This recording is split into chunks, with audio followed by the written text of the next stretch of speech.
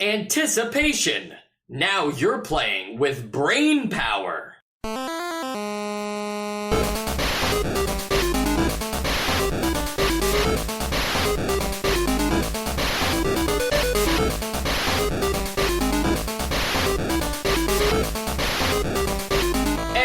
Welcome to Nostalgia, a chronological exploration of every NES game released in North America. I'm Mike. I'm Sean. And I'm Joe. And guys, today we have what Rare and Mattel are calling Nintendo's first video board game. I guess it sort of is that. Is this correct, Mike? Like, do you agree? Do your eyes lie to you?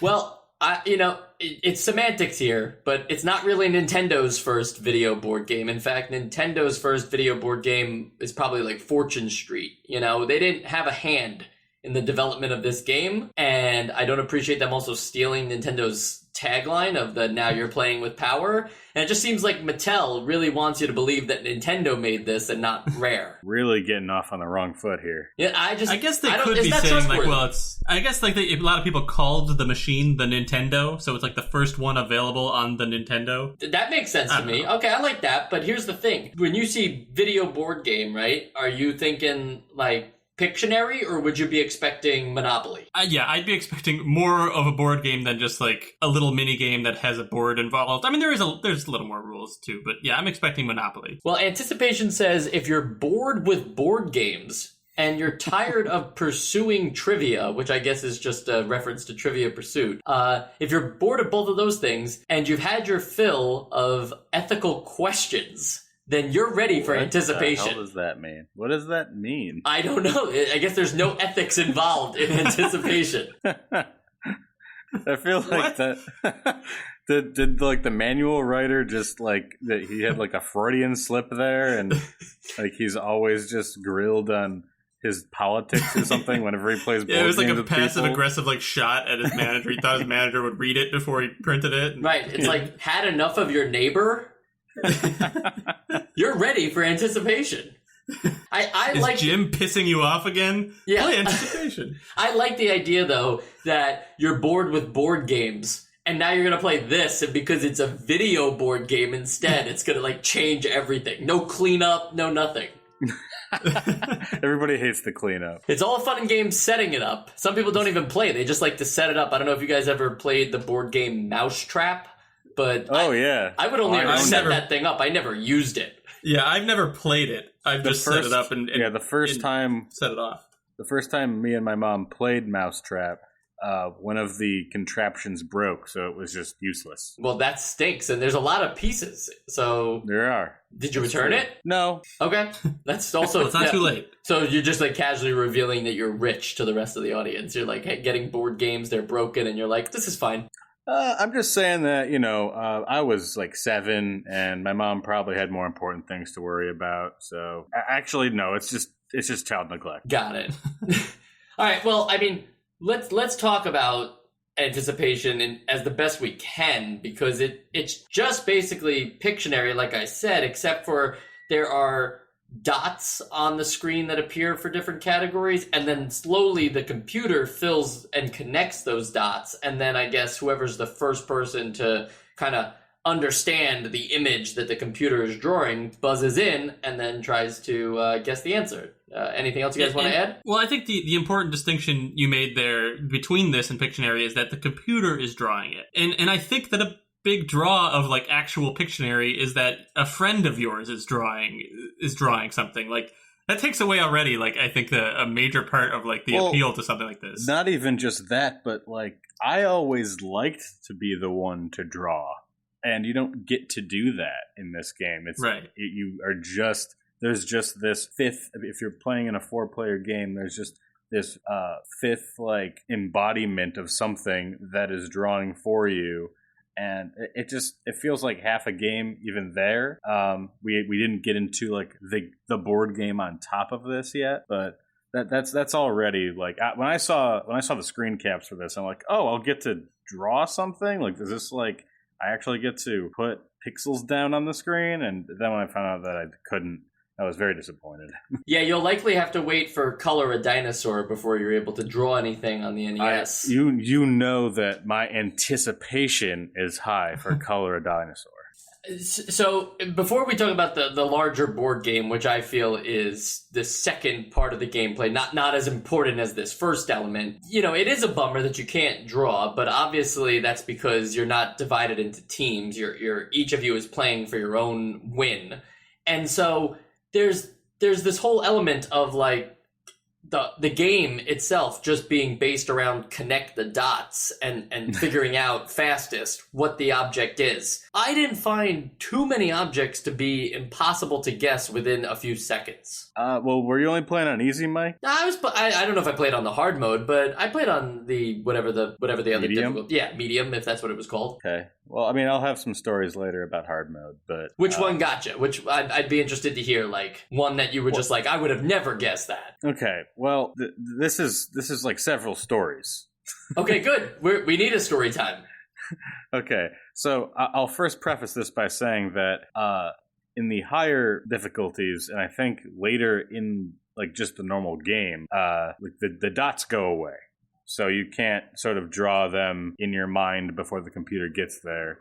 But when you get to hard mode, it has these weird, like, there's a disconnect between sometimes it'll give you a category that's supposed to give you a clue as to what it might be, and it is completely different than what it is drawing. Like, I guess anything that, like, has one or two moving parts is science. But in hard mode, if you're playing a computer, their reaction time gets much greater. So like, in one instance, the computer had drawn maybe 3 or 4 very small lines, and the computer guesses and immediately types in like oil can, or not, no, blowtorch. It was blowtorch. And then it's correct, and then the computer spends another 5 to 6 seconds drawing this very intricate blowtorch that the computer player guessed in 3 seconds.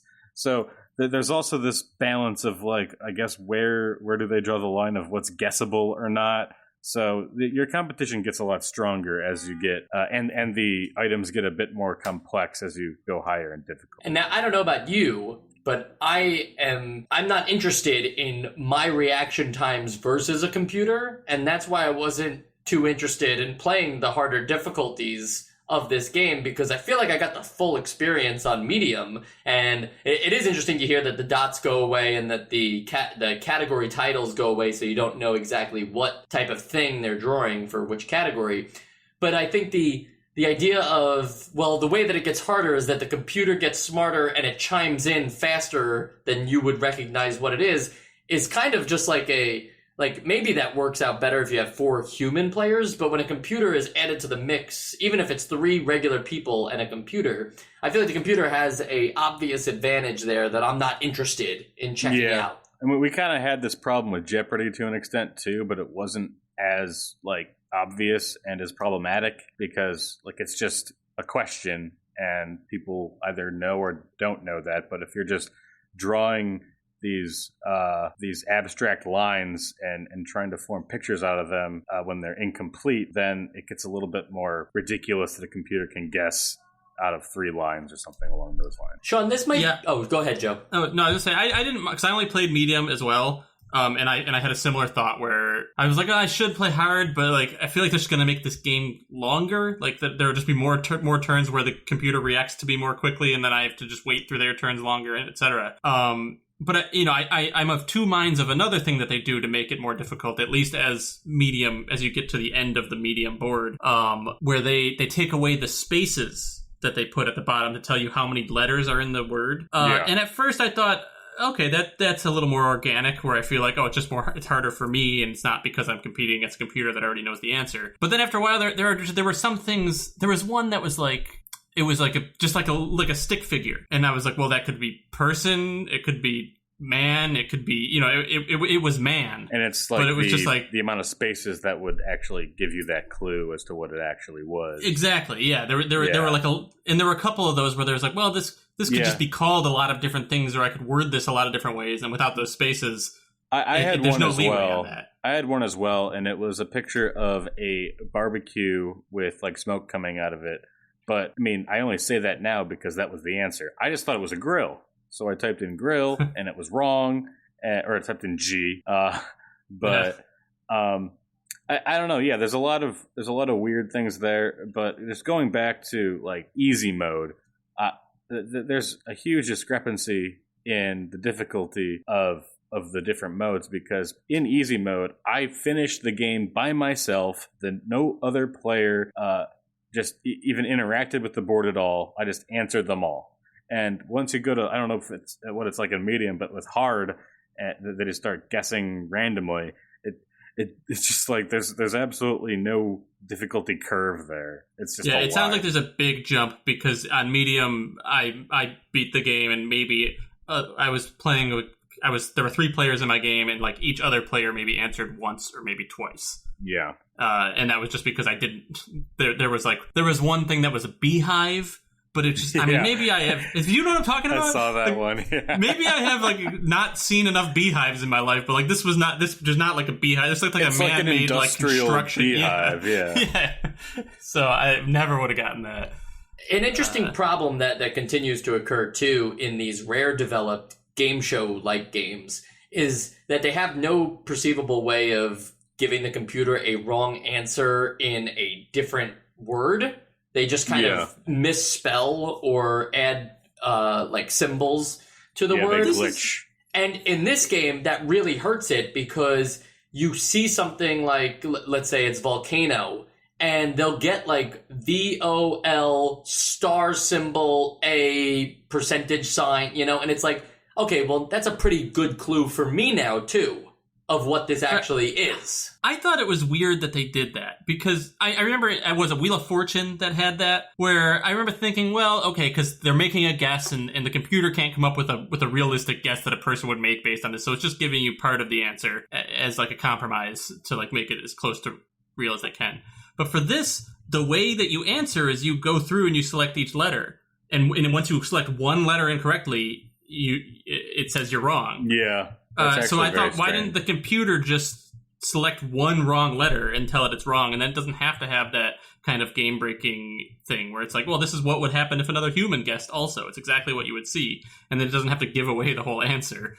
Wow, I didn't even think of that. That's very strange. Yeah, that's what I actually expected to happen too, because to be honest, I like the fact that on the player side, it doesn't waste your time if you don't know what it is off the bat. It doesn't make you type in every single letter and then be like, oh, actually, we weren't looking for grill, we were looking for barbecue, like to Sean's point. So I think that the fact that the computer is then allowed to like just draw the whole thing, write out the whole thing is a weird tell. Yeah. To help the players. Just for the actual players. Yeah, that's very strange. I guess we should have found a way to play this together. I don't think that it would change our critical review of this game, but maybe our experience would have been a bit more in line with what people in 88 may have done. Well, I did play it with my fiance, and I think that the thing here is that unless you have the NES 4 score, which was a add-on accessory that would let you play with 4 controllers. It's just called a multi-tap. Yeah, they called it the 4 score, but that's funny. It's true. Like, multi-tap is now like the official word across all systems for those things. But like, I guess at the time, Nintendo was like, we have to make this exciting. Anyway, as long as there's one computer in the mix, you're technically always playing the same kind of game that you would play with or without another person. It's just that on the easier difficulties, it gets to be more competitive with the human players. Whereas in the later difficulties, they're just kind of at the mercy of the response time that the computer chooses. Yeah. The drawings, though, I mean, I'm sure there were some funny ones, but for the most part, the finished drawings are pretty competent line art. Yeah, I was surprised that there were, as much as that there were definitely plenty that I was like, well, that's ridiculous. That's not what that looks like. That most of them I was like, well, even with this like NES thing, even like a quarter of the way through the drawing, I do have a good idea. I mean, they did decent job of making sure they didn't do too many things that were like impossible to get like halfway through the drawing. Granted, I'm looking at one right now because I'm watching a video as we're speaking that I probably never would have gotten, but for the most part, that they did better than I expected. They did about as well as the general populace would do in a Pictionary game, I'd say. That's a good point. Stick figures and bad, like poor angles, bad perception or bad perspective, you know. Yeah, it would be something different if there was actually like good graphics behind all of this, you know? Yeah. It is kind of, I just posted one in the chat of a crab, and I think like, you know, that's better than I would draw of a crab, but it's also not a great drawing of a crab. Yeah, it's like the archetypical crab, yeah. Yeah, I mean, you could even argue that that's like Totoro instead of a crab if you look at it the right way. Oh, I see it now. Yeah, thank you. Or a Delibird from the Pokemon. So maybe this is like an early Pokemon leak from Gen You see 2. it, listener, right? I see Chansey. Yeah, we should put this in the show notes. Or I'll put it in the show notes, sure. I've already saved the image. Doesn't everybody save images from anticipation? Yeah, I did. So, you know, maybe this is good foreshadowing, but on the box for the game, it says Anticipation, Nintendo's first video board game, but in between those two pieces of text, it has the entire alphabet, A, B, C, D, all the way to Z, across it. And I think that's a good way of communicating how you're going to type out your responses in this game.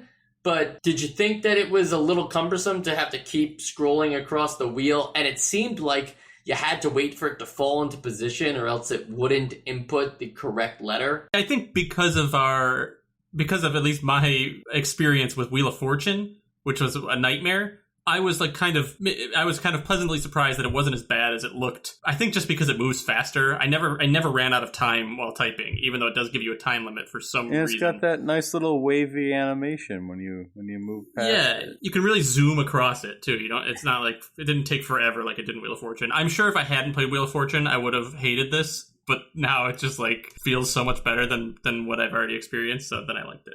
I'd say it's an essential alphabetical monolinear keyboard equivalent. I'm still waiting for my QWERTY layout. Yeah. It's going to happen sooner or later. But I just want to. I feel like we've gotten pretty wrapped up in the pictures, and I think we at least need to acknowledge the fact that there is a bare bones board game on top of Pictionary. Sean, would you like to walk us through the board game part of it? So in the board game part, you play as either a pair of shoes, a trumpet, ice cream, or some other thing that I don't remember. I think a teddy bear.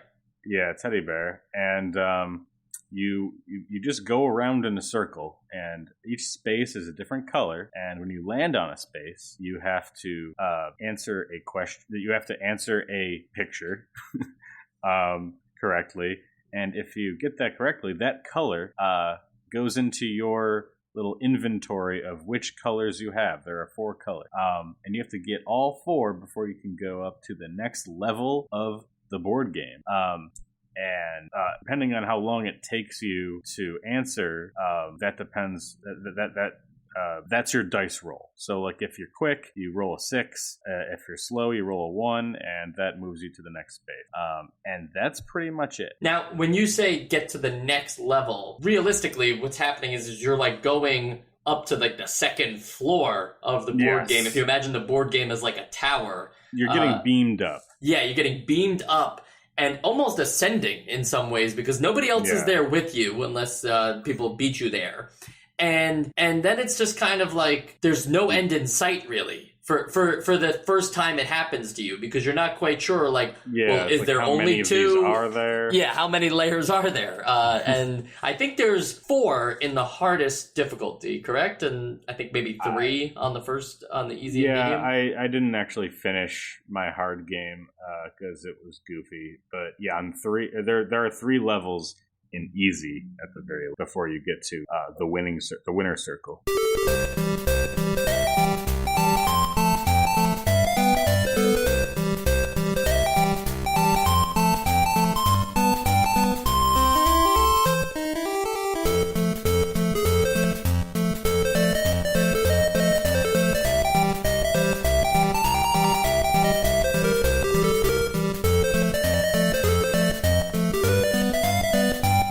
allegedly on the hard and very hard 4th level, there are dropout squares on that part of the board that cause the players to fall back down onto the 3rd level. Now, that doesn't, that sounds like snakes and ladders to me as well. So now we've got Pictionary, some form of Trivial Pursuit, and Snakes and Ladders all in one game. It's a must buy. Wait, what is the Trivial Pursuit thing? No, I'm not saying it's Trivial Pursuit. I'm saying they're alluding to that on their own, back of the box. I think it's the colors of, isn't that Trivial Pursuit? There's, different categories in different colors. I guess so. Yellow is... Oh, okay, yeah, that's true. Right. Oh, I think you need those colors, right? I thought they were insulting Trivial Pursuit.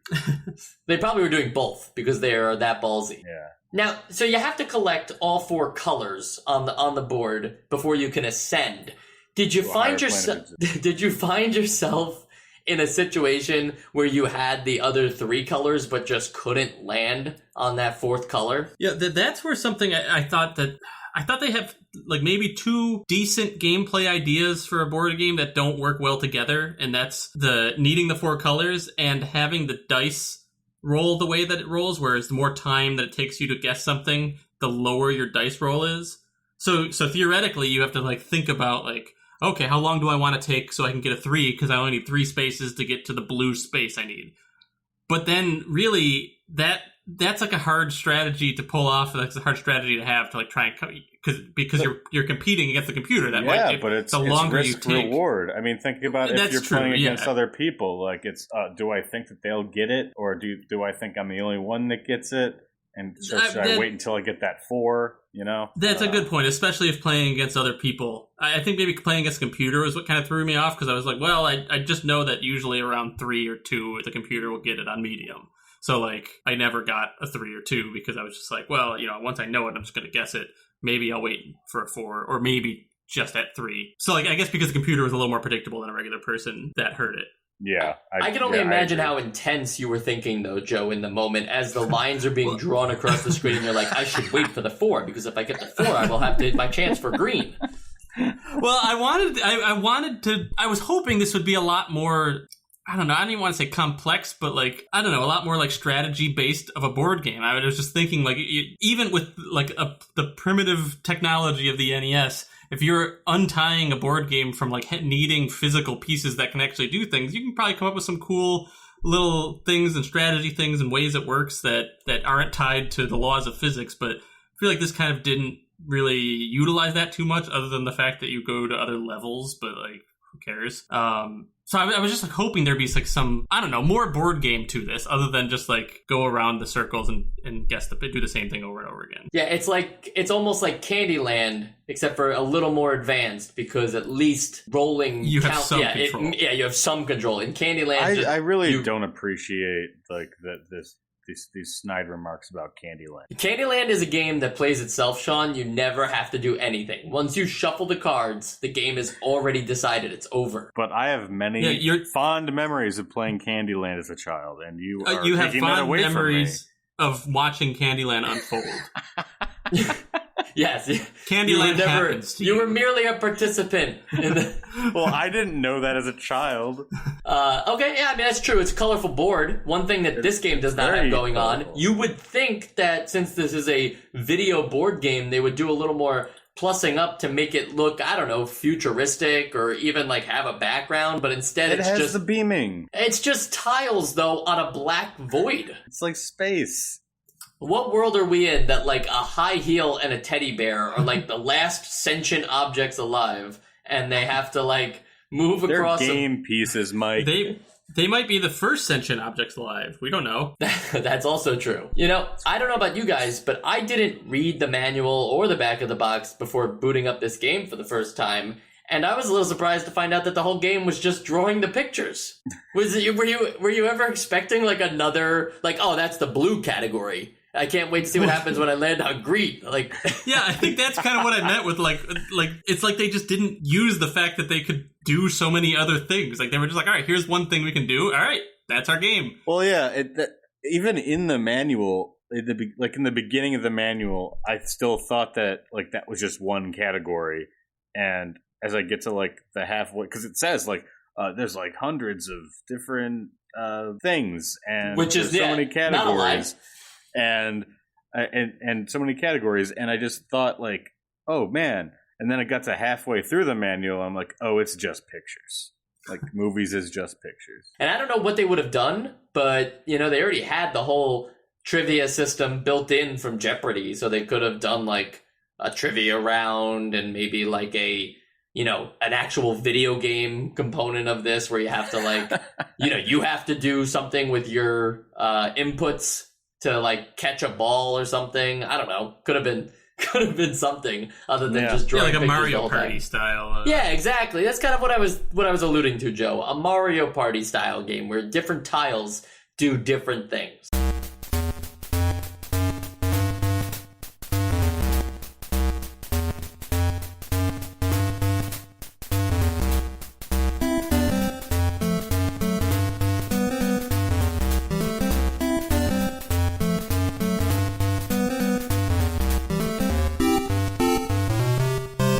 Because is it weird for me to say that I've always, when I was a kid, I always thought that like that Super Mario Brothers 3 was kind of going for a board game thing, but like the tiles were levels. I don't know if they were actually trying that, but it always felt like a board game to me. You're on the board, you go from level to level, but there's all these little like unique pickups you can get on the board. There's other little mini games you can get, and it kind of looks like a board game. I love that idea. I definitely never thought that in my life. But I also thought, like, to even give like a more recent example, Dragon Ball Z Budokai 2 did this something similar with their story mode where it was like a board game and it retold the entire story of Dragon Ball Z, and then you went into, based on where you moved your character around on the board, you went into battles that were relevant to the story mode. Yeah, I think that's a cool thing. I mean, obviously we're talking about, even Super Mario Bros. 3 is much more advanced than this game, but like we're talking about more advanced games, but like I'm not even saying that Anticipation should have done that exactly, like had some kind of mini games or whatever, but like I just feel like there was just so much more creativity you can put into a board game that's also a video game. It would have been cool to even see like if you land on a certain tile that like can draw cards, and you can use those cards to like give to other players to like, now they have to guess after like one line is drawn, or they have to go back and they lose a color, or they, just other penalties and stuff like that. Exactly. You can give players some sort of way to change the layout of the board, or like rearrange things, or things you wouldn't be able to do on a real board game, but still don't feel like, oh, this is just a regular video game. Yeah, I agree. I didn't have any of these thoughts, but that would have at least made the experience a little bit more, what's the word I'm looking for? Fun. There you go. Yeah. And really, who is the demographic that Anticipation is searching for? Because if you look at this, I'd say late 20s, early 30s. That's usually the peak Pictionary time. Yeah, I agree. I mean, look at this box art. That's full of 28-year-olds, right? About 50% women, 50% men. No facial hair. If you have facial hair, you cannot play this game. Yeah, is that Joe Pesci in the bottom center? He just showed up for this. He's like, I love Nintendo. I don't see Joe Pesci in that, but okay, all right. I see a young who's the guy that did America's Funniest Videos, and then he got really dirty. Bob Saget? Yeah, I see a young Bob Saget in the top. I think it was the other way around. I think he was really dirty, and then somehow then he got dirty again. Yeah, okay, I got you. I also see Zac Efron in the top right. Now, this is a star-studded cast of Anticipation. but that's Bob Saget. No, I'm saying that's Zac Efron. I think Bob Saget and Zac Efron kind of look the same. I think I would agree on that. If they were ever gonna remake Full House in HD, they should use Zac Efron. Just digitally overlay Zac Efron's likeness. Oh, I never thought about doing it that way, but I guess that's like a good way to remake the Cosby Show. Just put somebody else in that role. Yeah. Don't even have to get the other characters, don't have to refilm anything, just motion capture. Deep fake. I love it. Yeah, deep fake it all. Okay, one other thing that I want to talk about, though, is, and I'm trying to remember exactly what they're called. In later levels, there are spaces that they say feature squares. Feature squares, exactly. And from what I only landed on one once. because it was very easy for me to finish the game after that without landing on them because you could just figure it out. But what it looked like to me is it just makes you rotate around the board really quick, and you just press A on the tile you want to land on. Is that the only thing it does? Has anyone seen it do anything else? That's it. That's the only thing it does. Because the manual says, I wish I had it right here. It's basically along the lines of like, it's going to lift you up, and if you press the A button, it'll bring you back down to earth. Well, what it says is, I'm just reading it now. If you land on one of these, something crazy will happen. Stay cool crazy. And press the A button right on time. Like it's going to be something really stressful and crazy. You got to keep your cool and press the A button. It's like that was maybe the most exciting thing that happens in this game, and it's not very exciting. And in fact, it's not very hard to press the A button on exactly what tile you want. There's like no challenge to it. One thing I definitely don't think of this game as is stressful. I would never describe this like, oh, you shouldn't play this if you have heart problems. Yeah. I just love that it says stay cool and press the A button. Like, we're here with you. You're going to get through this. Like, these manual copywriters are doing the best they can with the material they have. No, they're definite. No, I can't abide that. I don't want to go too off topic, but I'd say that most manual copywriters actually do a disservice to the games that they're manualizing. But this one, though? I think this one actually does make it sound... It still doesn't sound exciting, but it sounds more exciting than it actually is. I'll grant you anticipation as the exception that proves the rule. I thought that's what we were talking about, was anticipation. I meant in general. Oh, gotcha. So when you win this game at the very end, you get teleported up to what seems like another stage, and you're like, oh, great, here we go. But then your icon looks at like a trophy of your icon on top of everybody else's icons. Like, the other icons have been crushed. I mean, I've never won a trophy in my life, but I thought that's how it was. Yeah, they actually like get 3D models of you and have you stand on all like the people on the other baseball team. Like, doesn't the Stanley Cup have engravings of the losing team being slaughtered by the winning team? No, Sean, it's close, but it's actually that every team that wins the Stanley Cup then just like adds to it of them crushing the previous winners of the Stanley Cup. I like that. Yeah. So if you don't ever win the Stanley Cup, you never get in that. You've never lost, really. You've never won. Lost, yeah. Yeah. So the Buffalo Sabres have nothing to worry about. Yeah, I swear to fucking God, I will eat you alive. All right, so I mean, believe it or not, I don't really have much else to talk about here. I suppose we could do a rare retrospective, but other than Slalom and Wizards and Warriors, they're pretty much just giving us board games now. They also gave us RC Pro-Am. So they had like 3 hot. Now they've got 3 that are just like, well, I don't even know if these are really video games at a certain point, you know? What is a video game? Small. What? RC Pro-Am is like, it's still like a small thing. Like they're just trying to remake things that are already in your house. Got it. Yeah, that's true. RCs are in your house, and so are Wizards and Warriors. Yeah. So, we're not gonna do the rare retrospective yet, is what I'm saying. I think we should wait for them to come out with another big game, and then we could kind of ask, like, what was the plan? Like, why did they go this route? I mean, maybe these games made money, right? You have to imagine that if you're marketed as the first Nintendo board game, you're probably gonna buy that, or your mom's gonna buy that for you. You know, like your mom's gonna be like, "Oh, board games, great." He's always playing that Nintendo. Like that was more the target. It's like parents who really weren't sure what their kids wanted, but they were like, well, they like board games and they like Nintendo. Yeah, and I think we should figure out if we like this in 2020 during our essential games list. Joe, you'll notice I said, do we like this game? But you're also going to have to give an essential vote, so please give both of those. So, Spy vs. Spy, Super Mario Bros. 3, and Anticipation. Those are the last 3 games we played, and I think those are the quintessential essential games of our time. So yes, I'm voting this essential. Very good. Very good. You'll note that we played Super Mario Brothers 2, not 3. Oh, okay. Well, in that case, that was my mistake. So this is not essential. Oh, no, Anticipation. No, you can't do that. No, it was just I misunderstood the question. I'm going to say not essential. I think that they could have done a lot more with this game, even just to make it a play it. I think this is just it's not like it's some horrible, like it's not like you can't have fun playing this game, but it's just kind of boring and like not something that you need a video game to do. I mean, I guess you need it for the computer to be drawing it, but like I said, I already think that's a mark against it. So I think it's just more fun to play this like on paper with a friend. Joe, I think you're... So no, not essential. Yeah, the real trifecta here is Cycross, Spy vs. Spy, Super Mario Brothers 2, the 3 S's of October 1988. Oh, of course. Yeah. I should have thought of that. Yeah, the S tier of games, if you will.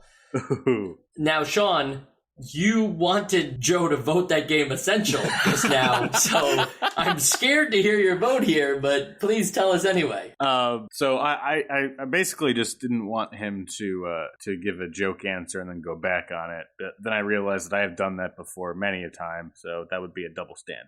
Yeah, I consider you my inspiration, actually. Yeah. Well, not anymore, but I did. So here's what anticipation is. Anticipation is Pictionary, except it removes you drawing. It removes you yelling at your friends the same word over and over, even though they keep saying you're wrong. It removes all of the drunken antics that would happen alongside that, and it adds a multicolored circle with ice cream on it. I would say that this is not essential. I think that's well said. Sometimes you forget the human element of it, but even when I was playing with another person, we never had that moment of shouting out loud like what it is, so that it's missing things like that. Yeah. I put anticipation in the category of video games where, a development company is told by the publisher, hey, we need a new game. And they just kind of gather around and say, well, we can make this. Like, we can make this really fast. We know how to make this. It's easy to make this. And then they make it. And it's like, it wasn't necessary. Anticipation was probably a game that never needed to be made, but I understand why it was made back in that time. I'm here to tell you right now, you do not need to play it in 2020, and you won't need to play it 10 years from now, 20 years from now. I guarantee it.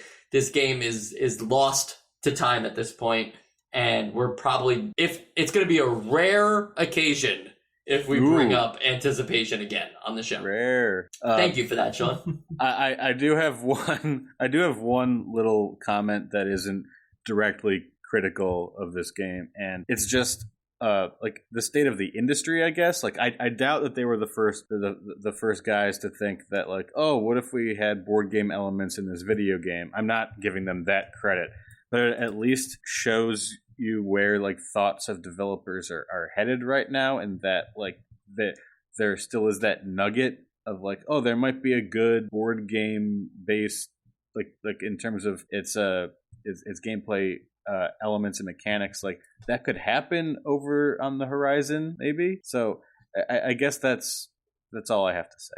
I think that's a good point though, Sean, that like we're still trying, people, even though the console's being flooded with games, people are still trying different things and seeing what's working in 1988. And I'm sure there's going to be a point where we're just going to get continuously hit with shmups, sports games, and arcade ports. But for the time being, it is nice to have like different stuff just to be able to play variety, because there was a point in late 87 where we were almost playing exclusively shmups. Mm-hmm. Before we go though, we do have a piece of fan mail, if you will, a question to answer here that's been posed to the Nostalgia crew. Are you guys game? I'm game. I'm game. Okay. This one comes from Steve from Houston, and he says, best wishes, #1 fan. I think that's tough to say you're the #1 fan, but I believe it because it's the first question we've gotten in months. And has anyone else said it? I mean, you just got to say it. Let's not pit them against each other. Yeah, I wouldn't want to pit anybody against each other. I think all of our #1 fans are exclusively our #1 fan. I agree. So anyway, the question at hand is, if you could remake any game that we've played so far on the NES into an open world RPG, which is famously the best genre, what would you pick? No cheating with Mario or Link, only hot, fresh IP. I got a meeting with Danny Konami and John Bonjalico to pitch this to tomorrow. Oh, man. I don't know. Who wants to go first? Who's got thoughts? I mean, I got one. Go. Okay, please.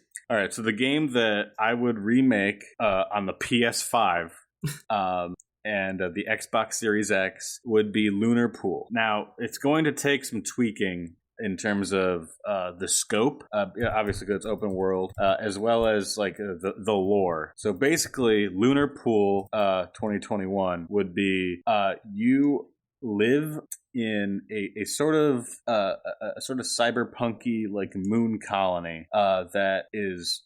It's industrialized. You have little personal wealth. It's very corporate, but everywhere are these pool halls that are seedy, and they're where the actual things happen.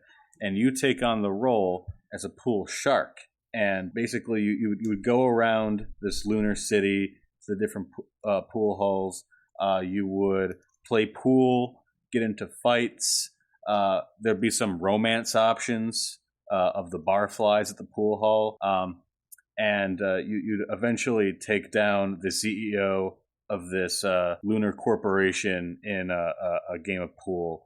You wouldn't like win anything, but you'd really show him who's boss. That's beautiful. I honestly think that would be a fun game. You know, I would play it. They gotta get quirky. Joe, do you have your choice? Yeah, I think what I'm thinking, maybe part of this is recency bias, but is spy versus spy. I think this could be the first ever exclusively 2-player open world game where you're both in the world together, setting traps worldwide. You're gathering foulers and factions and just doing like Skyrim levels of things, but all just everything you're doing is like trying to go on a quest that'll just help screw over the other person in some way. So I think that, you're always looking for where they are in the world. And Joe, you're saying worldwide, just, but is it really like the entire world mapped out? No, I think it would be like our entire real world. Oh, I see. Yeah, like an entire real world. Mapped out, to scale. To scale, yep. And you can go in any building. Even the real people are all really there. No, even if it wasn't, it could be any world as long as it's large open world. The whole point of the game is to find and kill the other spy. Could be an 80-hour game. It could be a 20-minute game. So do you have to set up like times that you play together, or can you play at any time? And you have to put your guy to sleep. Yeah, I like that. I was gonna say you just have to keep playing until you're done or want to forfeit, but I like that idea better. Like you have to like find a good hiding spot to sleep while you're not playing, and then they could come kill you in your sleep, and then you turn the game on and say, "Well, you lost. You shouldn't." I kind of like that. Yeah. And once you lose, that's it. Your copy can't work anymore. Yeah. Yep. Now, I'm going to give two answers here because I'm pretty sure I can't say my first one, which I was thinking of was Jaws. But that's not really a fresh IP. It's it's tied up in movies. Oh, I guess and neither is everything. Spy versus Spy if you put that. Yeah, but you know what? It's fine. I'm just saying, like, to me, the Jaws game was already pretty close. Now imagine that as an open world RPG where you're like trying to track down Jaws and you're building out your ship and your loadouts and you're getting stronger throughout the game. Oh, that would be great. And then when you finally kill Jaws, it unlocks a second mode where you do the whole story campaign again, except for now you're Jaws. And you have to get stronger and stronger, and you have to progress through the game to try to outdo the captain. And is the captain now the captain that you've customized? Now you have to beat yourself. I don't know if it's that you have to beat yourself. I think it's just it's a computer AI version of that, but you are Jaws. And I think once you beat both story modes, that unlocks the secret campaign where you play as Steven Spielberg trying to film it all happening. See, I mean that's what I'm talking about, though. Asymmetric multiplayer. I know that you're not saying that it's a multiplayer game, but I think that it could be. It could be, and that's sort of like what I like about it. But of course, still open world. Yeah, it'd be like Red Dead Online, but Jaws Online. I just like the idea that Steven Spielberg is like actually like a documentary filmmaker, and he's like traveling around the world trying to film this real, like, actual shark. And you get to make your movies and release them online. Right, it's the movies as well. It's also that game for PC. Yeah, it's that. Now, since Jaws I don't think is really allowed, I will say that a game that should absolutely be made is Ghost and Goblins, but in the style of like a Dark Souls-like game. I think that world already has like a lot of cartoonish, comedic elements to it, and it lends itself to like a fun, lighthearted Dark Souls game that's also already has a reputation for being very hard. Yeah, that's I agree with this too, because a lot of like that Souls-like genre is a little too grimdark. Like I think the only one that has much levity in it is like the Jedi game. And I think a fun cartoony Souls-like would be nice. So do you like in this Souls-like version of the game, do you get hit and you like jump out of your armor and then you're walking around your underwear? Yeah, your armor, like... you get 2 hits basically. And the first time, your armor falls apart and then you're in your heart-shaped boxers. And then the second one, you are dead because you don't have armor. But to make it truly open world, you'd probably have to add some towns in there as well. Yeah, but the towns would react differently based on whether you had the armor or the underwear. Oh, of course. Yeah, like, what the heck are you doing? Have that immersion. A fantastic question, really. From Steve from Houston. And he also wants to know why you guys don't tell us your last names, but I think it's for the best that you don't tell us your last names. Well, now we got you hooked. Yeah. It's like, that's the whole mystery. We will reveal that on episode 716. Don't you worry. I'm sure by then you'll know a lot more about us than just our last names. Okay, and I think that's all the time we have for this episode of Nostalgia. Be sure to join us next week because we have Blaster Master on tap. That's a game that has a ton of follow-up games and has gotten some new life on the Switch and everything. But this NES game is very well regarded by real NES fans, and I don't mean to call anyone who doesn't like this game not a real NES fan. It's just when you ever hear about games outside of the Super Mario Brothers and the Legend of Zeldas and the Castlevanias, a lot of people start talking about games like Blaster Master, and so I'm really interested to see what this one's all about because I never played it. Same, I've never played either. And whenever I hear it, I know it's not true, but it always makes me picture math blasters. Oh, that's good. Yeah, that's true. And whenever I hear math blasters, whenever I hear math blasters, I think of that other one, Number Munchers. Don't know that one. Oh, it's like a frog that eats not fractions. That's frog fractions. That's frog fractions. Yeah, I always get those games confused. When we were playing Anticipation, I was like, this isn't frog fractions. It's every time. I'm like watching The Fresh Prince on HBO Max, and I'm like, this isn't frog fractions. Anyway, that's all the time we have for this episode. Please join us next week for Blaster Master. You can always ask us questions. You see how much fun we have with them. So keep the fan mail coming. Contact us on Twitter @NostalgiaCast or follow me directly @EspositoFilm on Twitter. I'm Michael Esposito, and I'll talk to you soon.